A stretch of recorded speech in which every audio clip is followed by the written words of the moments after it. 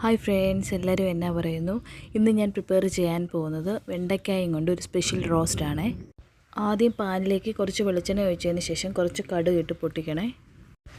കടുക് നന്നായിട്ട് പൊട്ടി വരുമ്പോഴത്തേന് അരിഞ്ഞു വെച്ചിട്ടുള്ള തേങ്ങാക്കൊത്തോടെ ചേർത്ത് നന്നായിട്ടൊന്ന് ഇളക്കിയെടുക്കാമേ.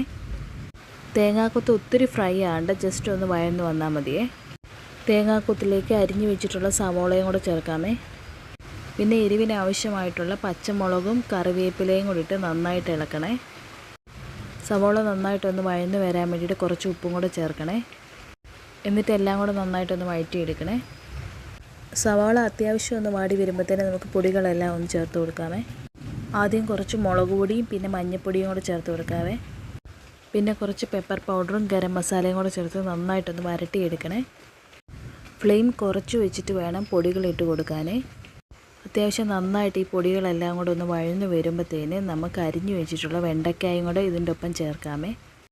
ഞാൻ വെണ്ടയ്ക്ക വട്ടത്തിലാണ് അരിഞ്ഞിരിക്കുന്നത്, അതിന് പ്രത്യേക ഒരു ടേസ്റ്റാണ് കേട്ടോ. വെണ്ടയ്ക്കായൂടെ ചേർത്തിട്ട് നന്നായിട്ടൊന്ന് ഇളക്കിയെടുക്കണേ. എല്ലാം നന്നായിട്ട് ഇളക്കി യോജിപ്പിച്ചതിന് ശേഷം അടച്ചു വെച്ച് വേവിക്കണം. ഒരു തുള്ളി പോലും വെള്ളം ഒഴിക്കേണ്ട കേട്ടോ. വെണ്ടയ്ക്ക ഒരു 5 മിനിറ്റ്സ് അടച്ചു വെച്ച് തന്നെ വേവിക്കണേ. ഡയബറ്റീസ് ഉള്ളവർക്ക് ബെസ്റ്റാണ് വെണ്ടയ്ക്ക. അപ്പോൾ എല്ലാവരും മസ്റ്റായിട്ടൊന്ന് ട്രൈ ഔട്ട് ചെയ്യണേ. അപ്പോൾ എല്ലാവർക്കും താങ്ക് യു സോ മച്ച്.